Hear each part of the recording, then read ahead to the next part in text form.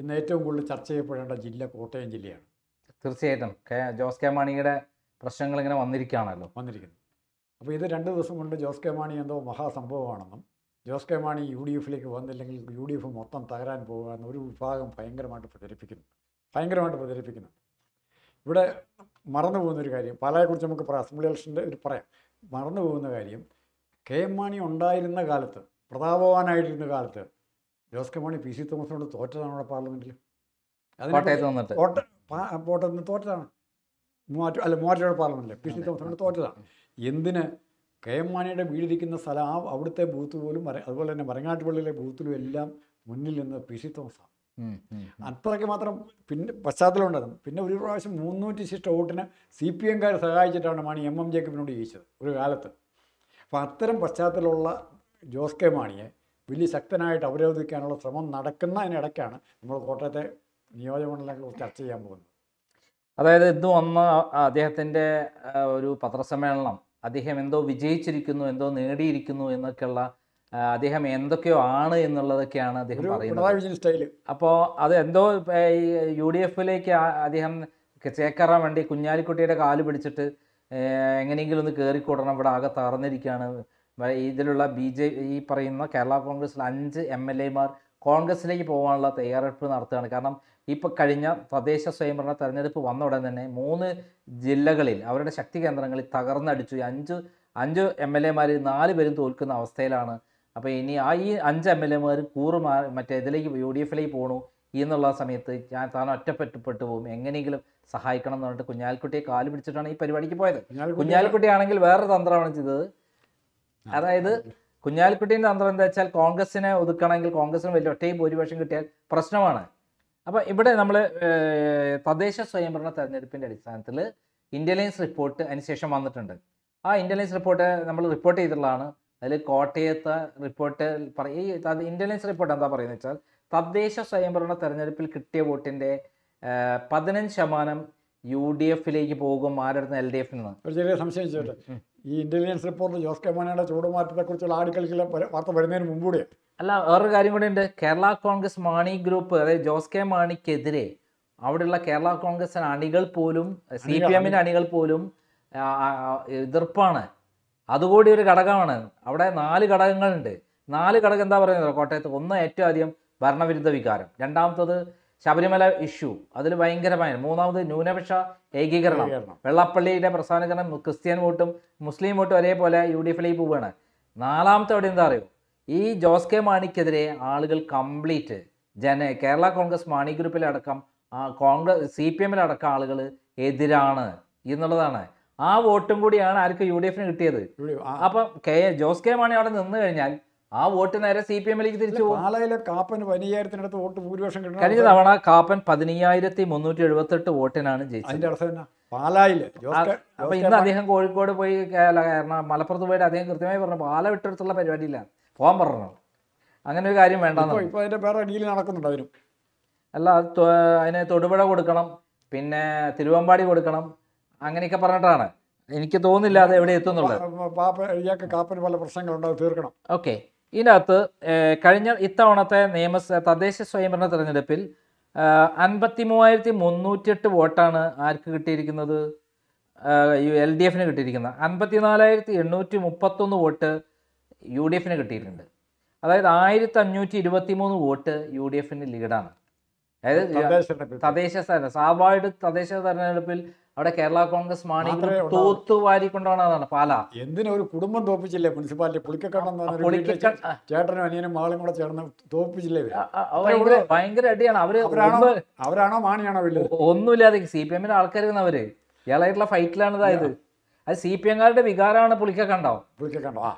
അതൊക്കെ കോട്ടയത്തിന്റെ ആ പുളിക്കക്കണ്ടത്തിന്റെ കോട്ടയത്തെ CPM-കാർ എന്ന് പറഞ്ഞാൽ ജോസ് കെ മാണി കുഞ്ഞുമാണിനോട് ഭയങ്കര എതിർപ്പാണ്.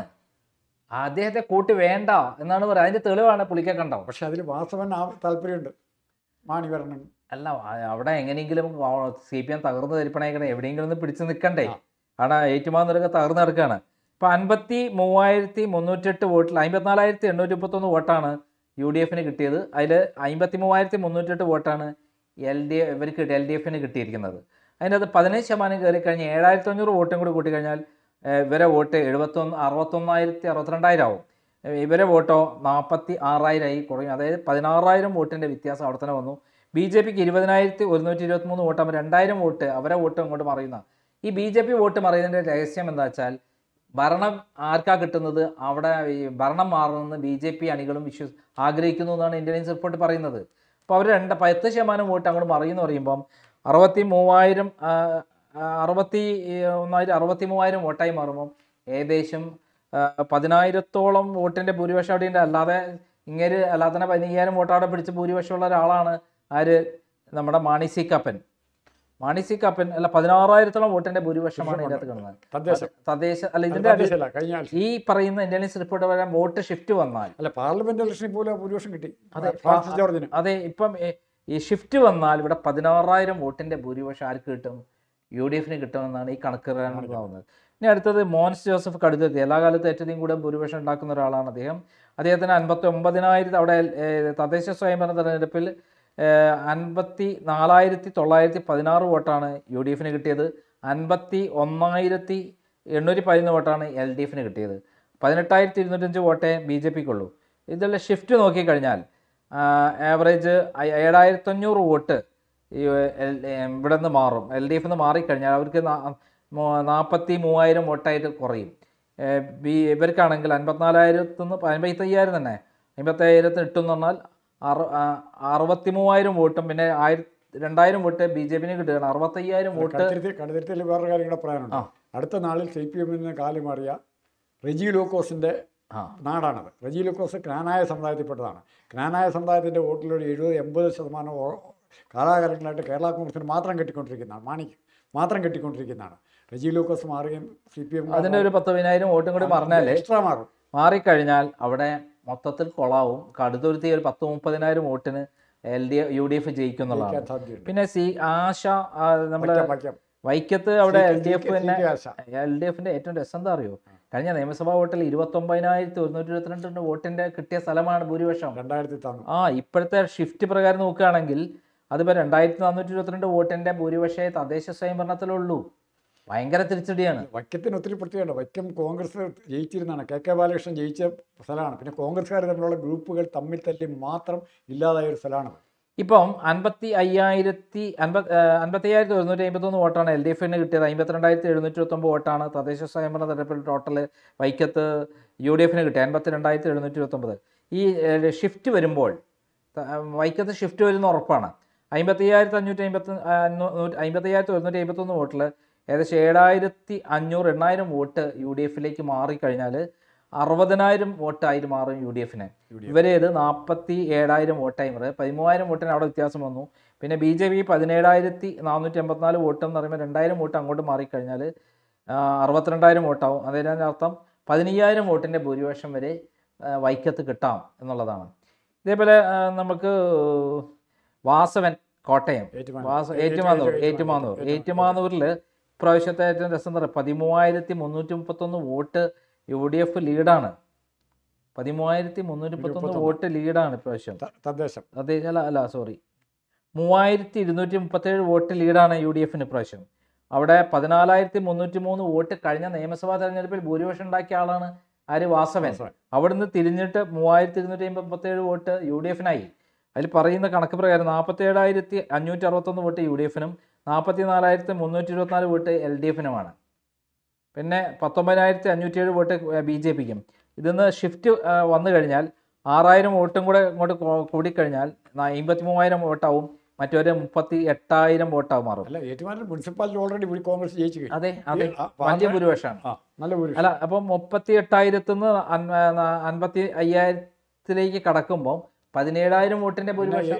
ഏറ്റുമാനൂര് കഴിഞ്ഞ അസംബ്ലി തെരഞ്ഞെടുപ്പിൽ ഏറ്റവും വിവാദം ഉണ്ടാക്കിയൊരു നായികയുടെ അവര് 7,000 വോട്ട് പിടിച്ചതാ. ഇപ്രാവശ്യം ഒറ്റയ്ക്ക് പോയി കെട്ടിവെച്ച പൈസ കിട്ടില്ല. അവര് ആ കോൺസ്റ്റിറ്റ്യുവൻസിയിൽ 7,000 വോട്ട് പിടിച്ചു. ആ 7,000 വോട്ട് ഒന്നും അറിയാതെ ഇവിടെ തന്നെ കിടക്കുക, UDF-ന്റെ പെട്ടി കിടക്കുക, തിരിച്ചു പോവുകയില്ല. അപ്പോൾ എന്തായാലും 17,000 വോട്ടിന്റെ ഭൂരിപക്ഷം ഇന്നത്തെ അവസ്ഥയിൽ UDF-ന് കിട്ടാനാണ് സാധ്യത ഇവിടെ ഏറ്റുമാനൂര്. ഇപ്പം കഴിഞ്ഞ തവണ 14,000 വോട്ടിന് ലീഡുണ്ടായ സ്ഥലത്താണ് 17,000 വോട്ടായിട്ട് ഇങ്ങോട്ട് മറിയുന്നത്. പിന്നെ അടുത്ത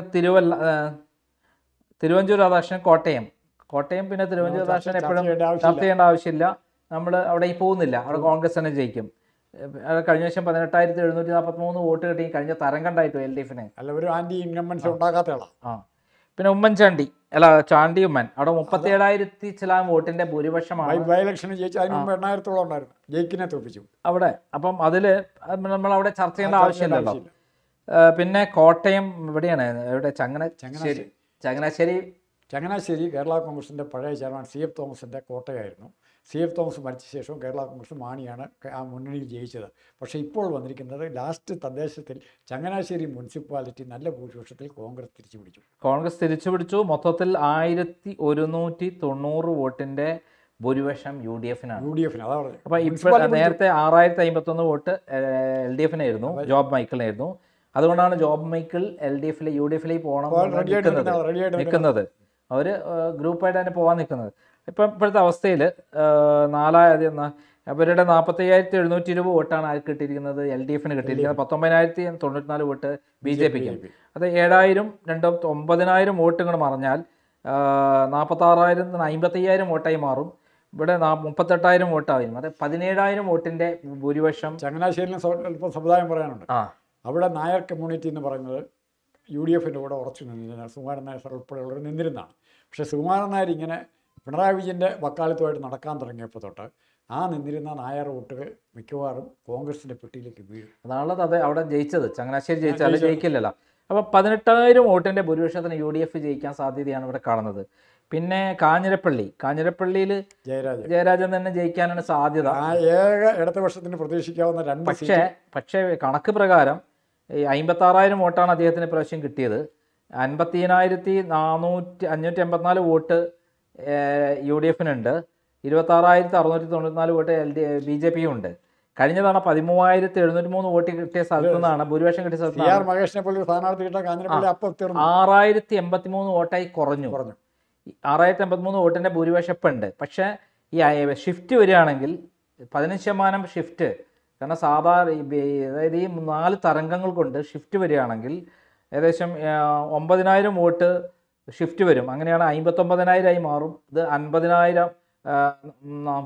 47,000 ആയിട്ട് മാറും. 47,000 59,000 11,000 വോട്ടിൻ്റെ ഭൂരിപക്ഷം UDFന് കിട്ടുന്നുണ്ട്. 2,000 വോട്ടിൻ്റെ 2,500 വോട്ട് BJPയുടെ ഭാഗത്തും കൂടി കിട്ടുകയാണെങ്കിൽ ഇതിൽ ഈ ജയരാജനുള്ള അഡ്വാൻറ്റേജ് പാർട്ടിയെക്കാളും ബന്ധങ്ങളുണ്ട്. അതുപോലെ കുറേ സ്വത്തൊക്കെ പോയ ഒരാളാണ്, പെരുമാറുകയും ചെയ്യുള്ളൂ. എല്ലാവരുടെയും നല്ല പെരുമാറ്റമാണെന്ന് ഞാൻ മനസ്സിലാക്കിയുള്ളത്. അവിടെ നല്ല സ്ഥാനാർത്ഥിയെ കോൺഗ്രസ് അല്ല, ഈ അവസ്ഥ ട്രെൻഡിൽ ഏത് കുറ്റിച്ചോലാണെങ്കിലും ശരി, കുറ്റിച്ചോലിനപ്പുറം നിർത്തിയാലും കുറ്റിച്ചോല് കൊണ്ട് നിർത്തിയാൽ പോലും UDF ജയിക്കുന്ന ഒരു അന്തരീക്ഷമാണ് കോട്ടയം ജില്ല. ഈ കുഞ്ഞുമാണീന്റെ കൂട്ടത്തിലുള്ള ആളെന്ന് പറയുമ്പോൾ ആൾക്കാർ തോൽപ്പിക്കും, വേറെ നോക്കില്ല. 25 കോടിയുടെ സ്ഥലം കിട്ടിയില്ലേ കുഞ്ഞുമാണി? അതെന്താണ് കാര്യം? അത് തിരുവനന്തപുരത്ത് ഈ കവടിയാർ എന്ന് പറഞ്ഞാൽ ഒരു 1-2 കോടി വരും സെന്റിന്. 25 സെന്റ് സ്ഥലം KM മാണി ഫൗണ്ടേഷന്. അതാണ് ഇപ്പം കുഞ്ഞുമാണി. രണ്ട് കാര്യമുണ്ട്. സരിതയുടെ പേരിൽ ബ്ലാക്ക് മെയിലിംഗ്. സരിതേൻ്റെ മുമ്പത്തെ പരാതി ഉണ്ടല്ലോ, അതിൽ നടപടിയെടുത്തില്ലല്ലോ. അത് വെച്ച് പൂട്ടും എന്നാണ് പിണറായി വിജയൻ ഭീഷണിപ്പെടുത്തിയെന്നാണ് പറയുന്നത്. അതോടെ പത്രസമ്മേളനം നടത്തിയെന്ന് പറയുന്നത്. എന്തായാലും ഇതും കൂടി ഉണ്ട്. നേരം ഒരു ഓഫറും കൂടെ കൊടുത്തു. KM മാണീൻ്റെ പേരിൽ ഒരു ഫൗണ്ടേഷന് വേണ്ടി അദ്ദേഹത്തിന് ആ സ്ഥലം കൂടി കിട്ടാൻ പോകണം. 25 സെന്റ് സ്ഥലം. അതിന് ഫണ്ടും ഉണ്ടാവുമല്ലോ. അല്ല, ഫണ്ടോടെ ഓട്ടോമാറ്റിക്കായിട്ട് ഫൗണ്ടേഷൻ ചെയ്യാം. പിന്നെ ഫണ്ട് പിരിക്കാനും അറിയാം. അതിൻ്റെ പേരിൽ കോടികൾ പിരിക്കാമല്ലോ മന്ത്രി ഉണ്ടെങ്കിൽ. പിന്നെ സെബാസ്റ്റ്യൻ കളത്തിങ്കൽ എവിടെ അറിയോ? പൂഞ്ഞാറിൽ. നമ്മളെ PC ജോർജിൻ്റെ നാട്ടിലാണ്. PC ജോർജിൻ്റെ നാട്ടിൽ ഇപ്രാവശ്യം 14,000 വോട്ടിൻ്റെ ഭൂരിപക്ഷമാണ്. ഇപ്രാവശ്യം 14,000 വോട്ടിൻ്റെ ഭൂരിപക്ഷമാണ് UDFന്. അതിൻ്റെ കാരണം PC ജോർജ് അവിടെ ഓപ്പോസിറ്റ് സൈഡ് വന്നപ്പോഴത്തേക്കും ക്രിസ്ത്യൻസ് മുസ്ലിംസ് ടഗ് ഓഫർ ഉണ്ടാവുകയും മുസ്ലിം കമ്മ്യൂണിറ്റി ഏറെക്കുറെ മാറി കോൺഗ്രസിൽ നിന്ന് മാറി ഇടതുപക്ഷത്തിന് വോട്ട് ചെയ്യാൻ നിർബന്ധിക്കപ്പെട്ടൊരു സാഹചര്യമാണ്. അത് മാറിപ്പോൾ. അത് മാറി. മുസ്ലിങ്ങളും UDFിലേക്ക് വന്നു എന്നാണ് പറയുന്നത്. അപ്പോൾ അവിടെ 12,000 വോട്ടിൻ്റെ ഭൂരിപക്ഷം. പിന്നെ അടുത്തത് നമ്മുടെ അത്രയും സ്ഥലങ്ങളാണല്ലോ നമുക്കുള്ളത്. അപ്പോൾ ഈ 9 സ്ഥലങ്ങളിലും UDF വൻ വിജയം നേടുന്നുള്ള ഒരു കാഴ്ചപ്പാടാണ് ഈ ഇന്റലിജൻസ് റിപ്പോർട്ട് പ്രകാരം വരുന്നത്. മാർജിൻ ഇടാവുന്ന വയ്ക്കം മാത്രം. ഈ രാഹുൽ മാങ്കൂട്ടം വന്നതൊന്നും ഒരു എഫക്റ്റീവ് ഉണ്ടാക്കിയില്ല. മാത്രമല്ല രാഹുൽ മാങ്കൂട്ടത്തിനെ കള്ളക്കേസിൽ കുടിക്കാതെ കൊണ്ട് കൂട്ടിയിട്ട് ഇപ്പം ആകെ പെട്ടിരിക്കുകയാണ് പിണറായി വിജയൻ. നമസ്കാരം.